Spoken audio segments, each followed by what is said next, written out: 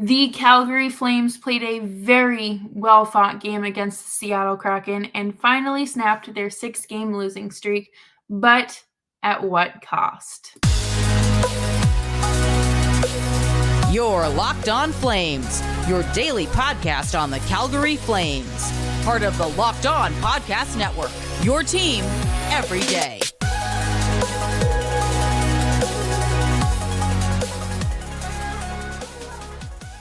Hello, everyone, and welcome to today's episode of Locked On Flames. As always, I'm your host, Jess, and thank you so much for joining me here today as we talk about the Flames' first win in what feels like a decade. But be sure to subscribe to Locked On Flames wherever you get your podcasts and, of course, on YouTube as well. Today's episode is brought to you by Game Time. Download the Game Time app, create an account, and use code LOCKEDONNHL for $20 off your first purchase. The Flames left the Kraken stranded at sea in a 6-3 win on Saturday. And we're going to talk all about Mangiapane and his behavior, just the overall performance, and what next? Now that they have finally gotten themselves on track, potentially closer to the track, and maybe they can string a few wins together, where do they go from here? And we're going to talk about that here on Locked On Flames. Martin Pospisil made his NHL debut on Saturday night and scored his first NHL goal. And I think we need to congratulate and celebrate that, because this is now 2 games in a row where the Flames have had players debut and score in their debut, which is really exciting. I think that Pospisil really needed this. He struggled with injuries and he was drafted back in, I believe it was 2018. So it's been quite the fight for him to get here. And I hope that he's feeling so great about himself and really celebrating this. But Nick DeSimone also had his first NHL point. It was on secondary assist on, I believe it was Mikael Backlund's goal. So congratulations. Great to see everyone kind of reaching these milestones, right? We do have to talk about some of the other ugly aspects of the game as well, because what is a hockey game without somebody acting a fool? And Saturday night, the fool was Andrew Mangiapane. Hey everyone, it's Editing Jess here. As soon as I stopped recording, the Department of Player Safety announced a 1-game suspension for Andrew Mangiapane. So he is only missing 1 game against Nashville, which questionable call. But anyways, yes, 1-game suspension for Andrew Mangiapane, and just throwing that out there so you don't think that I don't know what I'm talking about. There was truly no reason for this. McCann didn't instigate anything. He didn't shove Mangiapane. There was no reason for this other than Mangiapane being frustrated, which is not an excuse. That is not an excuse. It was uncalled for. It was unsafe, pathetic. There are no words to describe how idiotic this was. And if you are so frustrated with your game and how things are going, maybe talk to someone. I know that they have a sports psychologist, and maybe take a kickboxing class to get out some anger. Cross-checking someone in the back of the head is not safe. Nazem Kadri can tell you all about his suspension that he earned back in the 2019 playoffs by doing the same thing to Jake DeBrusk. So emotions run high. You're an adult. You're a professional athlete. Act like one. The Flames did score 3 goals in a row, unanswered goals, after Mangiapane was tossed from the game. One of their goals that they did give up, though, did come on the power play, the 5-minute major that I believe it was Pospisil served for Dubé, and it was fine. You know what? It shouldn't have happened, right? But the Flames did play from behind for a little bit, but it wasn't to the point where it was in the Heritage Classic. It was going, kind of tit for tat for a little bit, like it was in Dallas. But the good thing here is that the Flames were able to get out in front of it with a whole frame to go. Noah Hanifin was able to score the tying goal at the end of the second period with 5 seconds left on the power play, and it was his first of the season. I truly thought Noah Hanifin had scored at least one goal before Saturday night. So congratulations, Noah Hanifin. You are putting on, a great show for anyone that may be in the market for you. And AJ Greer had a beautiful breakaway in the third period. And I truly thought that he was going to score here, but he didn't. And it ended up being a situation where he set up Backlund for the goal that made it 4-2. Sharangovich scored the one that made it 3. He set Backlund up for a really nice play. The puck was there and Backlund went for it, and it was great to see because you know what? Yes, the Flames had a 1-goal lead, but you never be comfortable with that because you need a little extra cushion, especially when you're playing a team that can score like the Seattle Kraken. So it was great to see, Backlund get another goal, and I truly thought that the team played well. Dan Vladar looked fantastic. I can't believe I have gone 6.5 minutes and have not mentioned Dan Vladar. He made some incredible saves Saturday night that did not look like he had not missed a week, but he hadn't played a game in over a week. So it was really nice to see him look alive and to be as sharp as he was. I was very frustrated with Mackenzie Weegar. I hate even saying that because he has been one of the Flames' best players, but Saturday night was his weakest performance because he just had so many brutal giveaways, and there were times where he just was not. I don't want to accuse him of not paying attention, but he didn't read the play correctly. And that's tough. That is very tough, and especially when you're trying to still stick around and hang in the game. But he led the team with almost 25 minutes on ice, which is nearly half the game. So I would love to know how that's possible. Does he plug himself in during intermission? Like, what's his secret here? At the end of the day, a win is a win. They must feel so much better. The monkey is off of their back. They're probably going to be moving lighter, and they probably just feel better. They probably slept so well. Probably going to be Flames babies in August. I'm just saying. We are going to take a quick break here and touch base on the next steps. Where do the Flames go from here? What can they do? But before we do that, I do want to take a quick break and talk to you about our friends at Game Time. Game Time is the fast and easy way to buy tickets for all the sports, music, comedy, and theater events near you. With killer last-minute deals, all-in prices, view from your seats, and their best price guaranteed, Game Time takes all the guesswork out of buying tickets. Game Time has deals on tickets right up to the start of the event and even an hour after it starts. It is the place to find last-minute tickets. Download the Game Time app, create an account, and use code LOCKEDONNHL for $20 off your first purchase. Terms apply. Again, create an account and redeem code LOCKEDONNHL for $20 off. Download Game Time today. Last-minute tickets, lowest price, guaranteed. Thank you, everyone, for hanging out with me today on this fine Monday edition of Locked On Flames. Make sure you're following me on Twitter if you'd like, or X, whatever you're calling it these days, at Jess Belmosto. I noticed one big thing about the Flames Saturday night. There were a lot less mistakes than there had been in prior games. When there were mistakes, like Mackenzie Weegar's giveaways, Dylan Dubé tripping, Mangiapane getting himself ejected and more than likely suspended, it didn't build up. It didn't snowball. And that is one thing that this team has struggled with. So for them to just kind of be able to make the mistake and move forward and still have a good game, I'm proud of them, okay? We're just celebrating the small victories here because you know what? Things could be worse. We could be the San Jose Sharks conceding 10 goals in back-to-back games.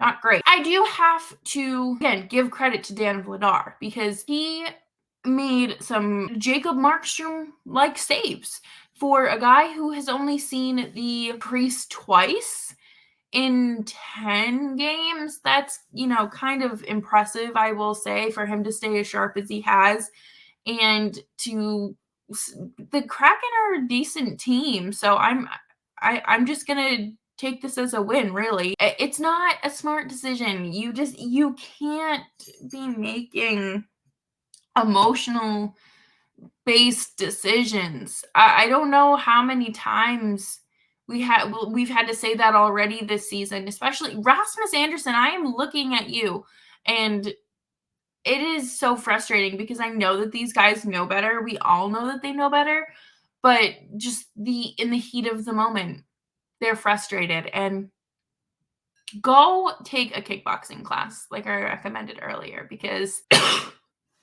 for him, he's more than likely going to miss 3, 4, or 5 games. This new adversity that the Flames are more than likely going to be facing. And the only one that did this was himself. Jared McCann did not frame him. He did not do anything to warrant that. You'd have to do something like pretty severe, I think, to warrant that kind of response. And that didn't happen. Mangiapane I'm pretty sure he missed the shot on goal and then kind of pushed McCann. And with the adversity that the Flames are facing now, they have to learn. They have to, think quickly on their feet here. And thankfully, this is an avoidable adversity. This isn't something long term. But again, we wouldn't have to be having this discussion had Mangiapane just done what like a normal 27-year-old would do and just not react like that. If you're that frustrated, just swear. Anyways, the Preds come to town on Tuesday, and that's going to be very exciting. I need everyone to understand that the Predators playing very good hockey this year. It's still early. It is not time to, say they're the Stanley Cup champions, obviously, but I do think that this is a much different team than we've seen in years prior, and even different from the one we saw 6-7 months ago. I mean, look at how they've performed against Edmonton this season. I think, they have had several games recently, I would say within the last week, that are so phenomenal, so offensively driven. You see Saros doing his thing in that. It's fun to watch, but not when you're on the other side of things. The one thing I do worry about with the Preds is the amount of penalties they take. I think that is going to be the biggest killer for this team. I have a very difficult time with I saw them play the Bruins last month in October in Boston, and they took a lot of penalties that were just silly. They very much like the Flames and how they started the season, where it was like, la, la, la, why play 5-on-5 when we can go sit in the box for 2 minutes? So maybe they've cleaned that up a little bit, but the Flames penalty kill might not have much of a workout if the Flames decide to not commit ice crimes. But I do think that we need to see more of what we saw these last 2 games. The last 2 games for the Flames have been, I would say, the best games of the season. Game against Dallas, yeah, they kind of fell apart, but they didn't take their foot off the gas. There were definitely moments where the defense was not defending. They weren't defending and were out of position, but it felt like they were playing better, looser, like they actually knew how to play hockey and felt comfortable falling back on things. However, Mark Savard, please fix the power play. I don't know what's happening, but they struggled very much. The only power play goal in last night's game for the Flames came at the end of the power play with 5 seconds left, and it's because Noah Hanifin just ripped one, which, you gotta do whatever. You gotta do what you gotta do. That's the saying. I want to see something a little bit better. I'm sure, like I mentioned earlier, I'm sure that they feel so much lighter as a team. They looked loose after the game. They looked truly like the weight of the world was off of their shoulders. I appreciate that they did not take their foot off the gas and came out buzzing in the third period, building off of what they built, how they finished the second period. This is the first hump, okay? The second hump is going to be a little one here, hopefully, with Mangiapane more than likely missing a few games. But they need to go out and play every game like it's a Game 7. At least for a little bit. Just for a little bit, because they need to get some points back into their win column, right? They need to build a little bit of a foundation before we go anywhere near the slippery slope again. Is this controversial? I don't like talking badly about players, especially because this guy didn't really put himself in this situation. Dryden Hunt, can we put him back in the AHL? I understand that everything has to be done for a reason and whatever, but the team played a lot better without him out on the ice. Dylan Dubé, you are next. If you follow me on Twitter, you saw how frustrated I was with him just cheesing. Absolutely cheesing at the camera. It wasn't really at the camera. Really, he was just like looking. When the camera caught it, but after tripping a guy and sending his team back on the penalty kill. People have been complaining about Tyler Bertuzzi like smirking and laughing at Brad Marchand chirping the Leafs bench. To me, this was worse because what are you doing? And I don't want to harp on it too long, but I really do think that we got to figure something out there. Craig Conroy, I know you have Don Sweeney's phone number, and if not, you can call Brad Tree Living and figure something out, because please, draft picks, that's fine. But Dryden Hunt, I do think, will have to be sent back down to the AHL at some point, because he is not really working for this team. And then consistency matters. Consistency matters, so they need to figure out a way to make their game more replicable. And that's what Huska was saying a few days ago. He was like, we need to find ways that we can just kind of replicate our game and fall back on it and cut, copy, and paste into other games. And that's fine. Again, you got to do what you got to do to win. Just get the 2 points and leave. Coming up next, we are going to wrap up the show with my 3.5, 4 stars of the game, because I couldn't choose just 3.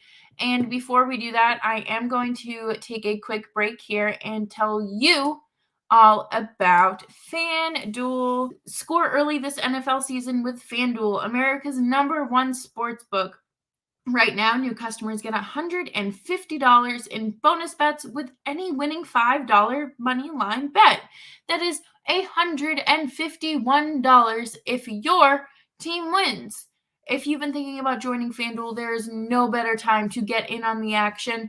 The app is super easy to use. There's a wide range of betting options, including spreads, player props, over-unders, and more. So visit FanDuel.com/lockedon and kick off the NFL season. FanDuel, the official partner of the NFL. Thank you, everyone, for sticking around with me here on today's episode of Locked On Flames. Let's wrap it up with some fantastic celebrations. When this is so embarrassing, but last night when Martin Pospisil scored that goal, I was like, they can lose this game, but I'm celebrating. I don't care. Like, I had counted the team out, which is bad on my part, but I was so happy for this kid because, like I mentioned earlier, he has been kind of not had the greatest start to his NHL career, professional hockey career, and it is so great to see. And if rookies score, I love it. It feeds my soul. So one of the stars was, of course, Martin Pospisil in his first NHL game and scoring his first NHL goal. He said it himself post-game that he is living the dream. And I love that, because when we say we're living the dream, it's like, I'm truly just living to clock out and go home and just watch hockey for the rest of the night. And when they say, their hard work's actually paying off, right? I am so happy for him. There was a more than likely paper transaction today, sending him back to the AHL. We'll see. I don't think that again, Ryan Pike said it was more than likely a paper transaction. And I trust him. He's a good source, right? Yegor Sharangovich with the go-ahead goal in the third period. Came out buzzing. I liked what I saw from him at 5-on-5 and on the power play. I thought that he looked good. I think that he's kind of starting to establish himself and again get his footing underneath him. New team, new coach, new teammates. Like he had an adjustment period too, right? I think he has been kind of all over the place, but he's reining it in. That's bound to happen. I know people, including myself, were kind of hard on him, but when you take a step back, it's kind of like, okay, it was like 2 games. He wasn't working on the first line. Gonna put him where there's an opening. So I really do like what we're seeing from him, and I hope that he can continue this because he has looked great.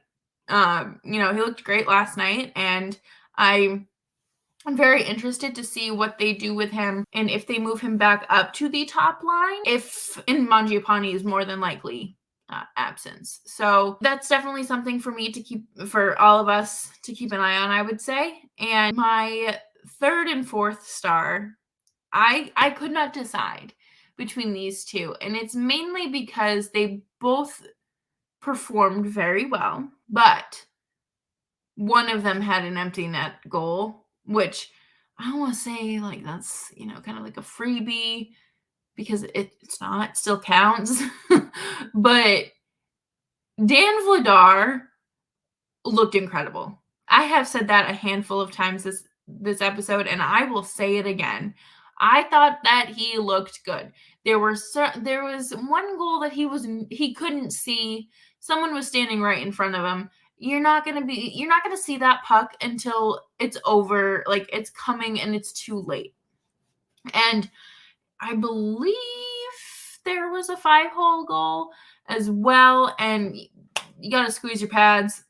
I don't know what to tell you. But overall, I thought that he looked really great. I thought that he was making saves that could have easily turned into goals. And he helped the Flames stay in the game. And him and Jacob Markstrom both have done that now in back-to-back games. So it is great to see confidence back after that horrible performance against Detroit. He was reading things right. And of course, the captain. How can I not award the captain a star? Mikael Backlund was great. He had 2 goals last night, and I think that he is just truly I think he may be a top shorthanded goal scorer this season. I don't think he's going to be the leader, but I think he's going to be up there. He looked great. He looked great defensively. He looked great offensively, obviously. And I think his goals were a statement. Puts the nail in the coffin to the end of this losing streak. You can turn the page now. You're not trying to win. You have won. Now you got to go out there and do it again because you know you can do it. I don't know. I've never coached a hockey team, but I just know like the right things to say in like hard times. So if they need like a pep talk, you know where to find me. Thank you everyone for hanging out with us today on Locked On Flames. And tomorrow we will be talking all about the latest updates in Mangiapane's hearing, any news on trades, or if anything's picked back up. I mean, I don't think the Flames are just gonna, reinitiate conversations after one win. And if they do, that is so silly. But thank you, everyone.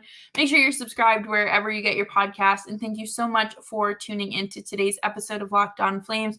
You can find us wherever you find your favorite podcasts, and of course on YouTube as well. And you can follow me on Twitter at Jess Belmosto. Until then, stay safe, stay hydrated, be kind, and wash your face.